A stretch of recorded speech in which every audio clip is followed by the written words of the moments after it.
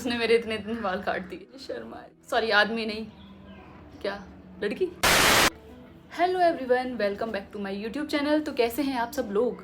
I hope आप सब अच्छे होंगे और अपना ध्यान बहुत अच्छे से रख रहे होंगे। तो मैं आज आई हूँ एक न्यू वीडियो के साथ जिसका टाइटल है Q&A पार्ट 2। क्योंकि इतने सारे मेरे इंस्टाग्राम पर इतने सारे मैसेजेस आ रखे हैं कि मैं मैन्युअली रिप्लाई नहीं कर सकती, पॉसिबल ही नहीं है मेरे लिए, क्योंकि मैं बहुत बड़ी आदमी बन गई हूँ। बात तो सही है। सॉरी, आदमी नहीं, क्या लड़की। गजब बेइज्जती है। नो नो नो, ऐसा कुछ नहीं है।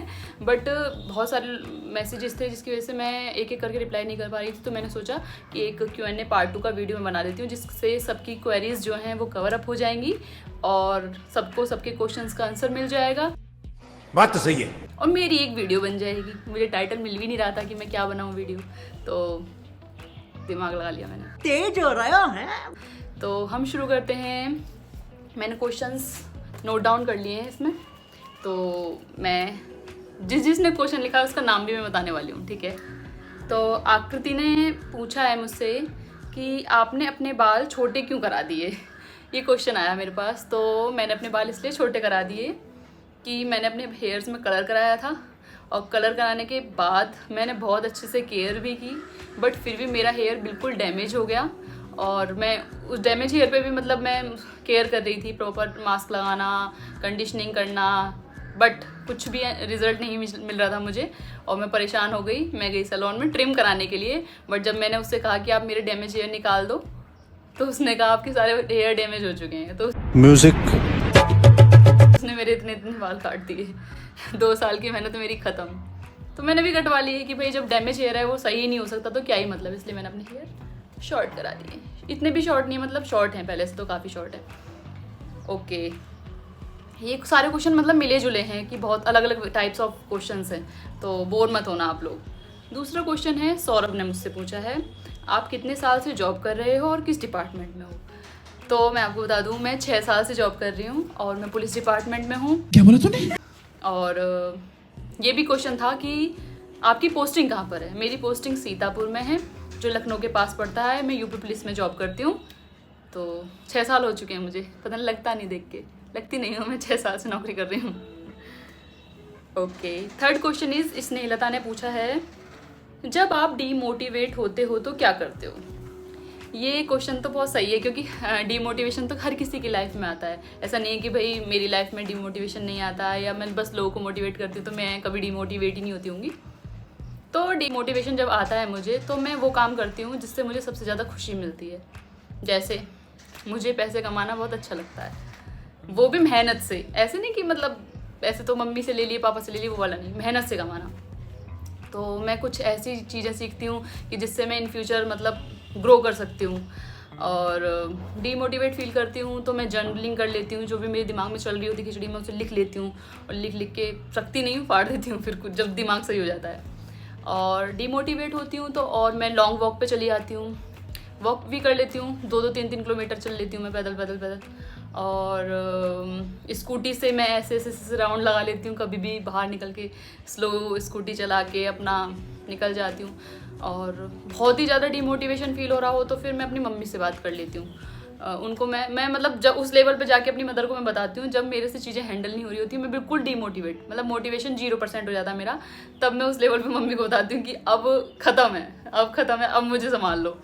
तो ये है। और बाकी हल्का फुल्का डीमोटिवेट होती हूँ तो मैं जिम जाती हूँ। उस दिन मैं ज़्यादा वर्कआउट करती हूँ कि मेरे जो अंदर का स्ट्रेस है, जो डीमोटिवेशन मेरे अंदर भरा हुआ है, मोटिवेशन में उसको मतलब कन्वर्ट करने के लिए मैं ज़्यादा वर्कआउट करती हूँ, ज़्यादा वेट लगाती हूँ। ईगो लिफ्टिंग नहीं करती, बट अपनी कैपेबिलिटीज़ से ज़्यादा करने का कोशिश करती हूँ। तो ये सब छोटे छोटे से टिप्स हैं। आप क्या कर सकते हो, जैसे किसी को ड्राइंग करना पसंद है वो ड्राइंग कर सकता है, किसी को सिंगिंग पसंद है वो सिंगिंग कर सकता है। भाई मेरे को सिंगिंग बहुत पसंद है, बट भगवान ने मेरे को इतनी अच्छी आवाज़ नहीं दी है, तो लेकिन मैं बाथरूम सिंगर हूँ। फिर भी मैं बाथरूम में जाके गा लेती हूँ, वहाँ पे आवाज़ इको करती है ना, तो अच्छी लगती है मुझे मेरी आवाज़ ही। ये भी कर लेती हूँ। आप भी ये सब कर सकते हो, छोटी छोटी सी चीज़ें। और सबसे बेटर वो होता है कि जब आपके दिमाग में बहुत सारी चीज़ चल रहा है, डिमोटिवेट हो रहे हो ना बहुत ज़्यादा, लिख लो उसको, लिख लो। लिखने के बाद तुम्हें अगर लगता है कि ये कोई पढ़ लेगा या कोई मिसयूज़ कर सकता है उस चीज़ का, उसको फाड़ के फेंक दो। Next question is, which time right for gym workout, morning और इवनिंग, ये पूछा है राजेश ने। तो जिम में वर्कआउट करने का कोई भी बेस्ट टाइम नहीं होता है, आप जिस भी टाइम फ्री हो आप उस टाइम कर सकते हो, लेकिन मॉर्निंग में इसलिए अच्छा बताया है कि आप सुबह सबसे ज़्यादा एनर्जेटिक रहते हो, तो बहुत अच्छे से परफॉर्म कर सकते हो, ठीक है। और इवनिंग में ये है कि भाई आप आए हो तो थोड़ा थके होगे, पूरे दिन आपने काम वाम किया होगा तो थोड़ा सा टायर्ड रहती है बॉडी, लेकिन आपको जिस भी टाइम मिल रहा है, मॉर्निंग में टाइम मिल रहा है मॉर्निंग में चले जाओ, इवनिंग में मिल रहा है इवनिंग में चले जाओ, लेकिन जाओ, मतलब जाओ का मतलब जिम करो, ज़रूरी नहीं कि जिम ही जाना है आपको वेट लिफ्टिंग के, मतलब कुछ ना कुछ वर्कआउट आप अपने रूटीन में डालो कि आपको कुछ ना कुछ करना ज़रूर है, चाहे सुबह कर लो चाहे शाम को कर लो।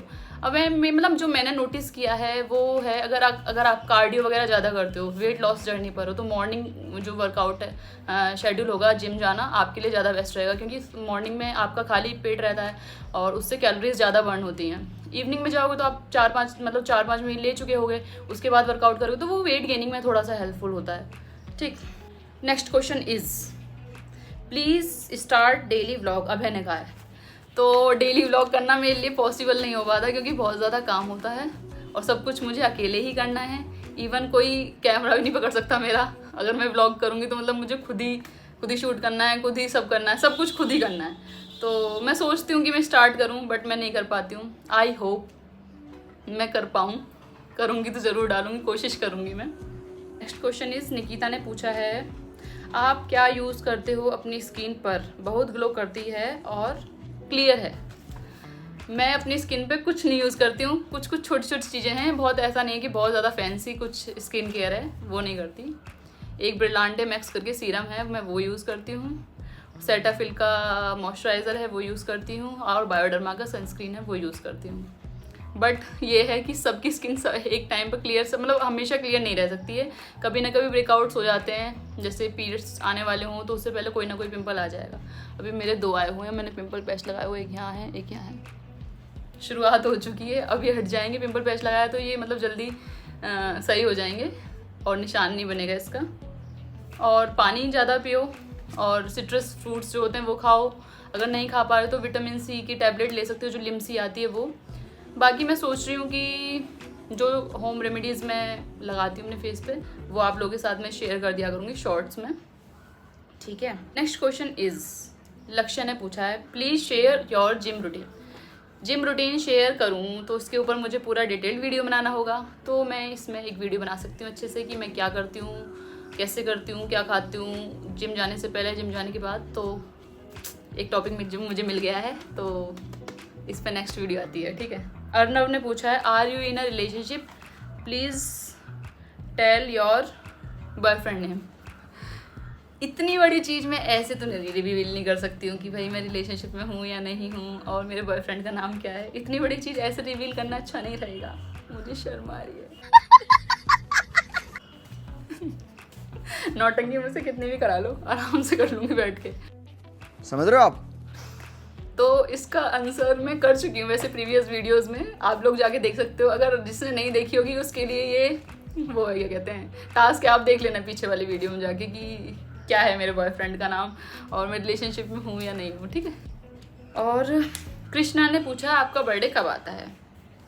मेरा बर्थडे आता है 6 जून को। और क्या आपका बर्थडे कब आता है और आपकी कितनी एज है। मेरा 6 जून को बर्थडे आता है और मेरी 25 एज कंप्लीट, मतलब 25 ईयर्स की मैं कंप्लीट हो चुकी हूँ। अब जो 6 जून आएगा 2026 में तब मैं 26 की हो जाऊँगी। ओके, हैरी ने पूछा है आप मॉडलिंग में ट्राई क्यों नहीं करते हो। तो मैंने ऐसा कुछ सोचा नहीं है मॉडलिंग वगैरह का ट्राई करने का, बट बहुत लोग मुझसे बोलते हैं हाइट वगैरह को देख के कि आप मॉडलिंग में ट्राई कर सकते हो, बट मुझे मौका मिलेगा तो मैं ट्राई ज़रूर करूँगी। और बस जब मौका मिलेगा तो, अदरवाइज ऐसा सच मेरा कोई पैशन नहीं कि मुझे मॉडलिंग में जाना है ऐसा कुछ। नेक्स्ट क्वेश्चन है विक्रांत ने पूछा tell me about your boyfriend. वही सेम क्वेश्चन है तो उसके लिए पीछे वाली वीडियोस जाके देख लेना। अगर वहाँ भी आंसर ना मिले तो फिर अभी इंतज़ार करो, इंतज़ार। क्या बात कर रहे हैं। फिर मैं बताऊँगी कौन है, क्या नाम है, ठीक है। अब है नेक्स्ट क्वेश्चन इज शादी कब कर रहे हो। अभी मेरी 25 हो चुकी है मैं 30 तक कर लूँगी शादी। अब ये नहीं पता इन 4-5 सालों में कब हो सकती है, 27 में हो जाए, 29 में हो जाए, 30 में हो जाए, कुछ नहीं, लेकिन 30 तक मैं शादी कर लूँगी, ये है। बट अभी जल्दी नहीं है कुछ भी, और अभी जल्दी में कुछ होने वाला नहीं है। और last question is your dream. मेरा ड्रीम है कि मैं एक बहुत अच्छी सक्सेसफुल वुमेन बनूँ, अपनी फैमिली का, अपना नाम रोशन करूँ, मतलब अपना नाम भी रोशन करूँ, और मतलब कुछ भी चीज़, मतलब मेरा सपना ये है कि अगर जो जनरेशन टू जनरेशन चीज़ें पास होती है, मेरी जो नेक्स्ट जनरेशन हो उसको कुछ भी खरीदने से पहले सोचना ना पड़े कि मैं ले लूँ या ना लूँ, मैं ये खा लूँ या ना खाऊँ, मैं ये अफोर्ड कर सकती हूँ या नहीं कर सकता। तो इतना होना है, मतलब इस लेवल पे पहुँचना है कि बस जो मेरी नेक्स्ट जनरेशन हो उसे सोचना ना पड़े कुछ भी। मतलब कहते हैं सिल्वर स्पून वाले बच्चे जो सिल्वर स्पून लेके पैदा होते हैं, ऐसे बच्चे पैदा हों मेरे, कि जिनको सब चीज़ की मतलब शौक सुविधा उपलब्ध हो। और बस यही है छोटा सा ड्रीम। अब वो गवर्नमेंट जॉब के थ्रू भी हो सकता है या कुछ और भी हो सकता है, तो मतलब किसी और चीज़ के थ्रू भी हो सकता है। तो बस यही छोटा सा ड्रीम है मेरा। तो बस इतने ही क्वेश्चन थे। क्वेश्चन बहुत ज़्यादा थे, अब वीडियो बहुत ज़्यादा लंबा हो जाएगा, इसलिए मैंने नहीं लिए हैं पिकनिक क्वेश्चन्स। बाकी नेक्स्ट Q&A जब होगा मैं नेक्स्ट क्वेश्चंस उसमें कवर अप कर दूँगी। तो कैसा लगा आपको मेरा Q&A सेशन, और कौन सा क्वेश्चन का आंसर आपको सबसे बढ़िया लगा, तो मुझे कमेंट्स में बता देना। और यार अपने दोस्तों के साथ शेयर कर दिया करो वीडियो। मैं बनाती हूँ इतनी मेहनत से, मेरा चैनल मोनेटाइज भी नहीं हुआ है अभी, फिर भी मैं बना रही हूँ आप लोगों के लिए रेगुलर वीडियोज़। आप लोग शेयर नहीं करते हो यार, शेयर कर दिया करो। और वीडियो अच्छी लगे तो like, comment and subscribe my channel. Okay bye.